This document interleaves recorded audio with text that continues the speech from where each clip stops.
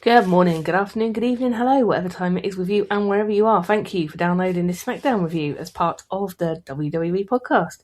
As always, it's an absolute pleasure to have you listening along once again. I'm Amanda, your host of this SmackDown review. Let's get straight to it and review the SmackDown that aired April 3rd from St. Louis. And it's 2 weeks to Mania, guys. Can you believe it? This one really feels like it's snuck up on me this year. We get our rivals as always, and we have Rhea. She goes head to head with Michin tonight as part of Jade Cargill's B-Card Army, as I'm calling it. We also have Flair and Bliss. They face Bayley and Lyra tonight, so that's pretty cool. We carry on with a bit more Mania hype, and at least we have got a few more matches confirmed on Raw this week. Joe Tess making a real big deal out of St. Louis being Randy's hometown. We get a recap of Raw and the very surprised, but in a good way, I think, appearance of Stephanie. She got a great pop, landed a wicked slap on Cody and delivered an awesome promo. I love Steph, and her promo with Cody was great. Elite level promo skills, as always, from her. First out tonight, we get Randy, still very much not over as a heel, gets an absolutely massive pop, and he doesn't seem to be able to contain himself as the crowd cheer for him. He is grinning like a Cheshire cat. He uses Cody's line to open up with, so what do you want to talk about? And the crowd chant for an RKO. He says that it's no secret that this is his hometown. He was raised here and he still calls it home.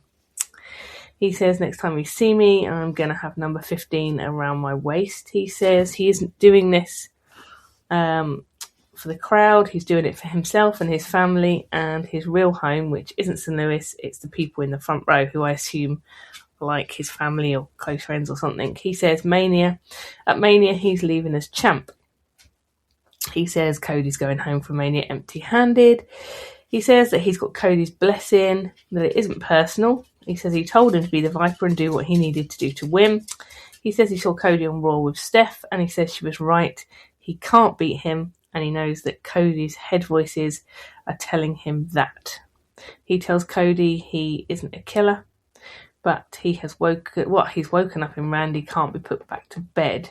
We then get Cody's music, and he comes out to a very mixed reaction, some boos, but definitely some cheers as well. Very mixed reaction for him. He makes his way to the ring and they face off. No talking from Cody here. They start throwing hands. Cody getting the upper hand this time. And then for some inexplicable reason, Pat McAfee appears in the ring in a Randy t-shirt and sunglasses and low blows Cody. Continues to beat him down while Randy grabs his favourite chair. McAfee has a mic and says some stuff about American sport, which I have to be honest, I don't really follow. I've got no idea what he's talking about really. He tells foreign Adam Pearce, which I think is Nick Aldis, to shut up. He says, you might be wondering why I'm here. He says a month ago he was asked when he's coming back to WWE, and he said he thought the business had passed him by. He says he couldn't watch WWE anymore. He thought it was shit. He says Randy called and told him it wasn't past him, it was just going in the wrong direction. He talks about the forgotten WWE Attitude Era fan. Oh, yes, it is true. Middle-aged white guys, the forgotten and voiceless. Jesus, Andrew Tate much. He goes on to do some of the greatest hits of the Attitude Era.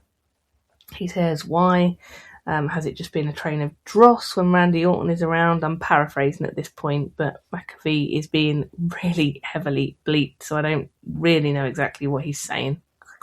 He says tickets to Mania are still available when Randy is around. He says SmackDown, fresh off the worst rated episode of all time, with a champion who is a puppet of everything we hate.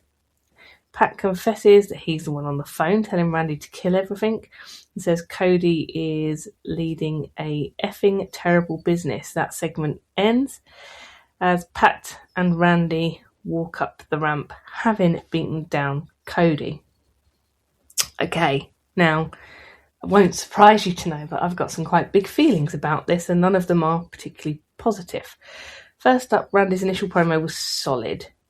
Then we got McAfee, and it all went to utter rat shit. So, are we meant to believe that Randy and Pat got together and decided that the right direction for WWE right now is a time machine back to the Attitude Era?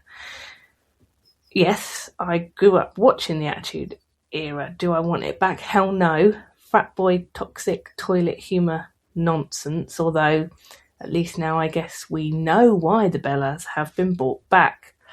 Stand by for the Women's World Championship to be replaced by the Twinkie Divas belt and the title defence at Mania to be a bra and panty jello match. Honestly, are we actually going back to all that? I'm sorry, guys.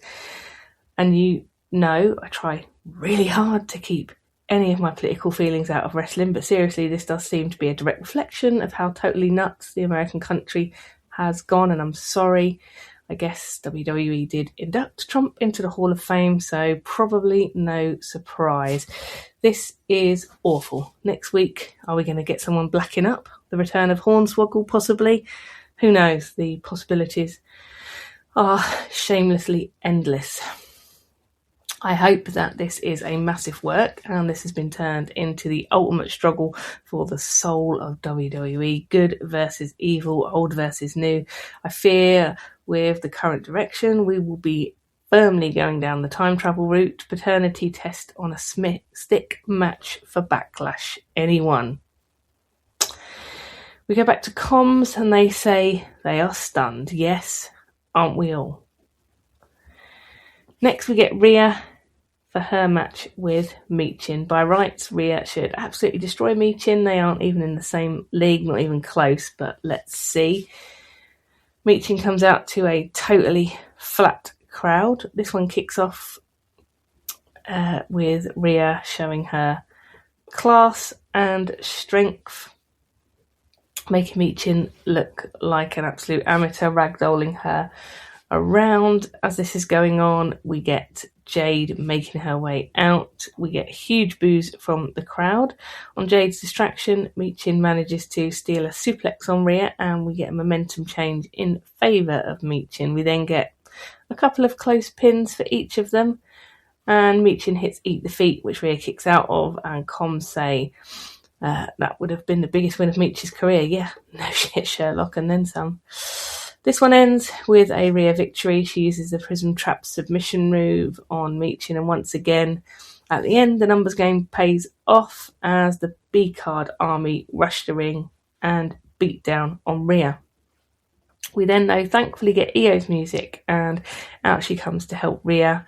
Io clears house, saving her.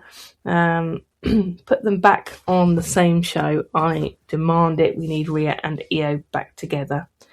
This match was actually pretty good. Michin can defo work, and these two go very, very well together. I still don't buy the premise of Michin and B-Fab teaming up with Jade, but if that's what we've got to do, I guess that's it. But on the bright side, Mania is now only 2 weeks away, and hopefully this terrible experiment will end there. We now go backstage where Cardona is assuring medical that he's good to go this week. We get Black and Zelina, who tell him he should have listened to us, and it's almost like the universe is right again. Cardona tells them he isn't listening to them. He's going to go to Aldous and make a match between him and Black tonight, and I think that is the only way to deal with Black and his spooky wookiness. We go backstage to Solo, who still has his lamp. He says after what happened with the tag titles, he isn't going to let the lamp out of his sight. He needs someone to step up and look after it. Tamatonga asks what I have been asking for weeks, which is, why are we fighting for the lantern? He says it's been nothing but problems for all of us. Solo says, fine, you go out there and fight for the lantern. Tama agrees, but he says he wants to go out there alone. Solo tells him not to mess this up. I'm wondering if we're getting the fracture of the MFTs now. I wouldn't hate that. I would like to see a little something different with them. Let's see how this match plays out. We go backstage again. We've got Rhea and Io. Kathy asks if Io even the odds. Rhea says Jade has proved she can't do this on her own. She didn't think she had a backup plan. The difference is Jade has followers, Rhea has friends. Io says no matter what, she's always going to have her back, and Rhea says she will be walking out as champ from Mania, and don't we all really, really hope so. Next out, we have Howdy versus Tama for this lantern. This one kicks off, and Tama starts off strong. Howdy with a brief flurry, but Tama Tonga back on top. Howdy has the mandible claw locked in as Solo comes down to the ring with the lamp. Tama tells Solo he doesn't need his help, as Howdy hits Sister Abigail off the distraction and gets the win. Howdy sensibly rolls out of the ring before Solo can start a beatdown. So hopefully that means that the Wyatts get the lamp back. Post-match, Solo and Tama have a bit of a row in the ring. Tama takes the lamp off Solo and gives it back to Howdy. This has been a little bit weird, and hopefully that's the end of it. The Wyatts have the lamp back, and we seem to have some disquiet in the ranks of the MFTs, which makes for the beginnings of a really interesting angle. We haven't really seen any of the MFTs on their own since they came to WWE, so that opens up a whole bunch of really interesting possibilities, which I am here for. Backstage, we have Miz with Kit. Kit's telling Miz he's worried about the curse. Miz then starts on Truth, telling him that he's been given everything. Somehow that turns out to be made into a tag match for the titles later on. So we'll have Priest and Truth versus Miz and Kit. And next out, we're going to hear from Sami, our new US champ. But before we do that, we get a promo from Fatu. He says to Drew, it's me and you, one-on-one at Mania unsanctioned. He says his life's been a roller coaster. He went from the street to the jail, from the indies to the WWE. He says that he's a product of his environment. He says it's down to survival, and every decision he made has brought him to this moment. He says this match, there's no rules, no one to stop him or tell him what he can't do to Drew. He says at Mania, you are in Fatu's world. Now, I thought this was an absolutely top, great promo. I mean, really good from Fatu. If I was Drew, I would be scared. Fatu could literally rip his head off, and I really, really hope he does. And now we have Sami, who's backstage thanking Nick for his opportunity. Sami is about to go out to the ring, but Trick gets there first. And he's out on his spinning thing with Little Yachty, who, again, I've got to be completely honest, I've got no idea who that is. Now, my take on Trick is that his song seems to be super over. Everyone loves the whoop that Trick.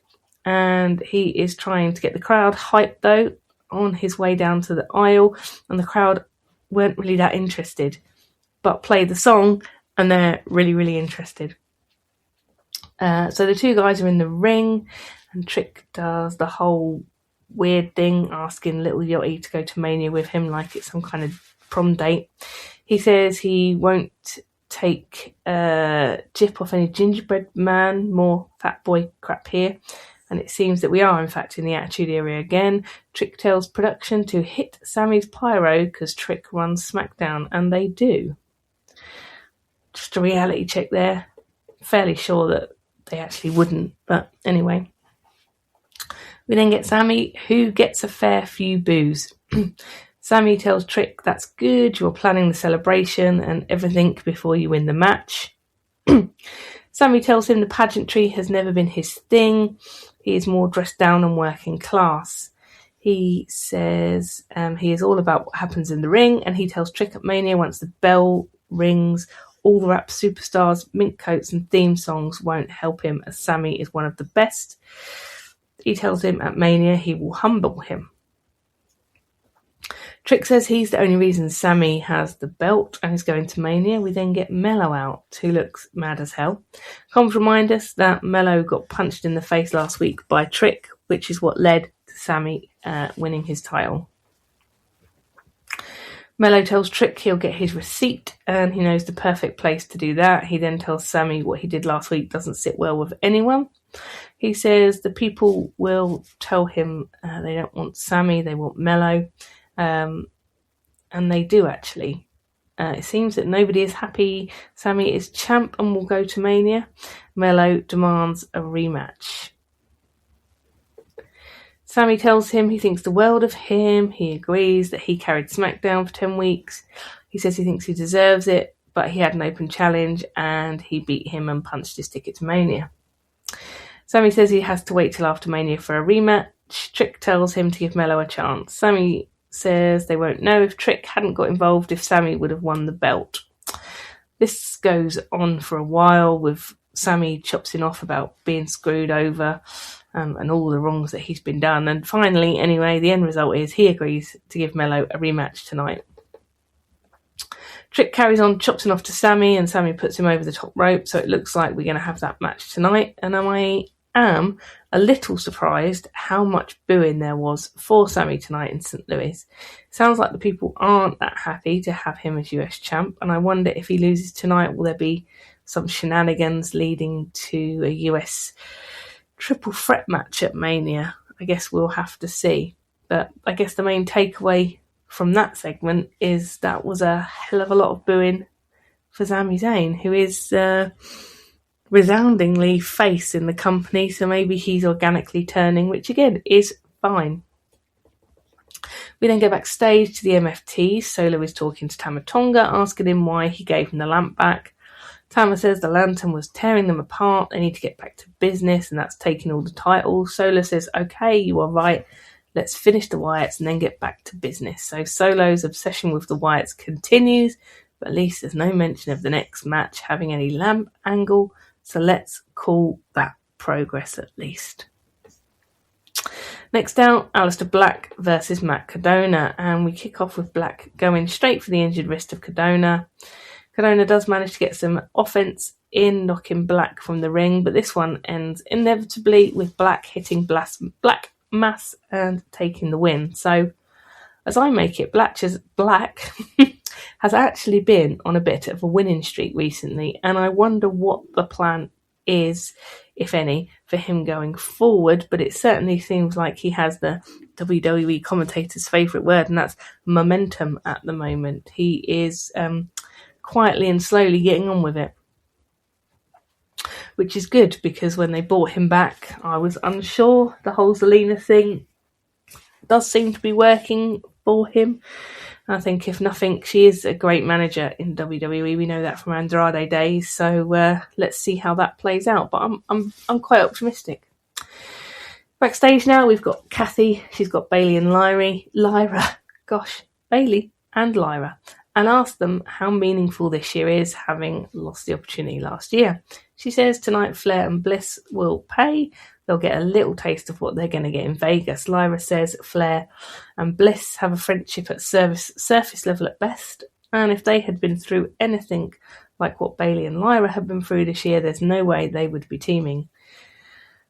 She says this Mania is about making up for what happened to Bayley last year. This is nice. I like that we are building on what really happened to Bayley last year, and the fact that she was kind of, in reality, screwed out of her opportunity at Mania because of a returning Becky Lynch.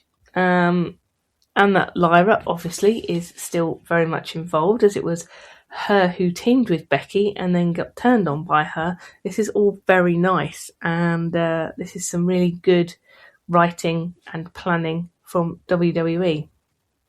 We go backstage where Truth is with Candice and Johnny. Johnny not laying on anything, so again, that's progress. Candice tells Truth tomorrow night he's going to be the NXT North American champ, and the best is yet to come. There's a bit with Truth and Priest, and Truth thinks Danhausen is Asuka and says the title defense will be easy as they're cursed. For the women's tag match, we get a Drew promo in response to Fatu's earlier. He tells Fatu all he heard earlier is lies. He says he's nothing more than a criminal and a thief, and all he is a dirty convict. He says he's only here because of his family, and he's the worst out of the family. He says next week he's going to show the whole world who Fatu really is. I don't know what that might be, but you can colour me intrigued. And as I said earlier, I think this is turning into a really nice story for Drew and Fatu. I am genuinely extremely excited about this story as we go into Mania. We've now got the women's tag match, Flair Bliss versus Bayley and Lyra, and I do think it would be a really nice synergy and finish flourish, if you like, to the end of the story if at Mania we see Bayley and Lyra crowned as the new tag champs. I think that would be good, but let's see. We start off this match, Bliss and Flair looking great as a team with some pretty awesome moves, and they have the momentum early on. Bayley gets in and manages to make some headway, but we get a double natural selection, giving Flair and Bliss the win. But before we get any celebrations, we get Nia and Lash appear and beat down on all the women involved. The crowd hate it and boo the hell out of this ending. I'm still not buying this run for Nash and Nia. I like Lash. I liked her when she was with the other lady whose name I forget and has been released. But I liked her in a tag team there. I don't see what she is paired with Nia for, though I really hate it. Next, we go backstage, and Miz is telling Kit that the curse is nonsense, and Danhausen appears and for some reason has a jar of human teeth. He offers to come down to the ring and uncurse them both. Miz tells him to do one, and that match is up next. Kicks off with Truth in and Miz making a good start, but soon Truth channels his inner Cena, which everyone loves, and hits all the move, but gets a kick in the head from Miz. And is took out by Kit outside the ring.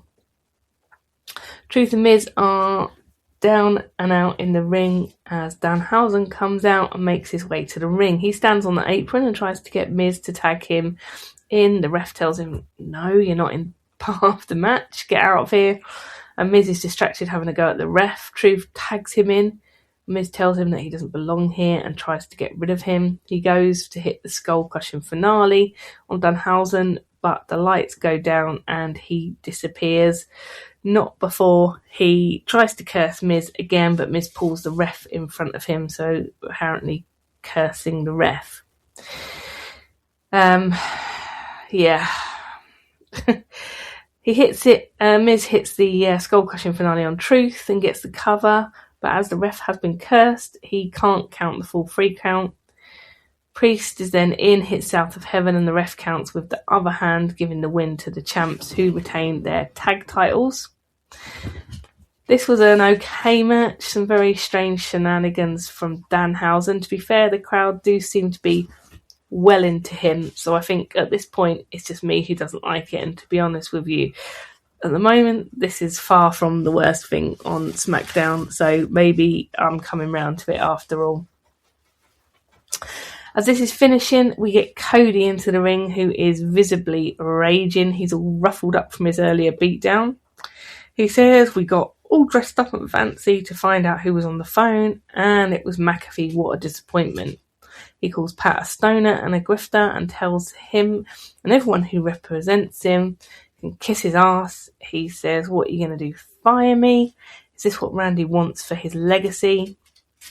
He says that after Steph told him he needs to be a bad guy, he says that he's not sure even if he knows how to do it anymore. He says he's got 2 kids and his dream job. And Randy brings in McAfee, who talks down the WWE, but it's so hot right now, and he says that is partly down to him. He says it's a simple wrestling match with 20 years of history. He says he is hearing the voices in his head and you don't want to hear what they have to say. Now, I thought this was actually quite a decent reply from Cody, I thought anyway. I liked it. I liked the line he said about the disappointment of the mystery person being McAfee. I mean, well, yeah, just a bit. I do wonder if that was the original plan. Was it always planned to be McAfee all along? Were his comments part of the story that he made when he was asked about WWE a month or so ago? Or is this just happenstance? I don't know. I don't know. It seems odd. Pat McAfee coming out genuinely dressed like an Attitude Era performer with his sunglasses and his ripped jeans. I don't know. I just don't know. We're not there anymore, are we? It's not that time. Anyway, I think we've done that segment to death. But I liked the reply from Cody. I thought it was short and sweet and did probably what it needed to do. We get then another big Raw recap and more Mania hype before we get to our Mania event tonight, which is Mello versus Sammy for the US title. This one kicks off, and of course we've got Trick and little Yachty at ringside, so prepare for some kind of shenanigans, no doubt. Back and forth match, and every time Sammy gets the upper hand, we've got really proper boos from the crowd. They are really not liking this, and I must admit I have clearly completely misjudged this, because I was pretty happy last week when Sammy won the title, but I think I am on the outside of this one, because clearly the crowd, certainly in St. Louis anyway, really not happy with Sammy being our new champ. Hayes is in the corner with the ref, and the ref's checking on him, making sure he's alright, and Sammy hits the haluva kick, which gets him the win. That doesn't seem right. I don't think the ref was properly cleared out the way. I don't know if that was just another part of turning Sammy heel, but we get massive boos from the crowd as Sammy celebrates in the ring. We then get Sammy interrupted by little Yachty, who congratulates him and tells him there will be a match at Mania between Trick and Sammy. Trick attacks Sammy from behind, and we get little Yachty holding Sammy for Trick. We go off air with Trick holding the title in the ring. This gets very little response until his music hits and the crowd start to sing along. Well, where to start? There is a lot here I didn't like, namely the first segment with McAfee and Randy. I'm not sure I have much else to add about that, apart from I did enjoy Cody's short comeback promo at the end. My hope is, as I said, that we're setting this up to be some kind of good and evil, old versus new. You can't tell me we need to go back to the Attitude Era, guys. It's past. We're not there anymore. But let's leave that one there. Drew and Fatu, as I said, shaping up really nicely. I'm not quite sure how to help you with that. Even Alex doesn't know how to help us with it. So that's all I've got to say. So Drew and Fatu is shaping up nicely. I'm enjoying that very much, as I've said. Jade and Rhea, I'm still not having any of that. This is certainly a different Mania build. For them to let McAfee say the quiet bits out loud and say, for example, last week's SmackDown was a record low number and Mania tickets aren't selling, is a bold move. Certainly not sure we've ever done that before. I can't imagine Vince ever letting that happen, not being said out loud. The question is, how will this new and very unusual angle play out away from Randy's hometown?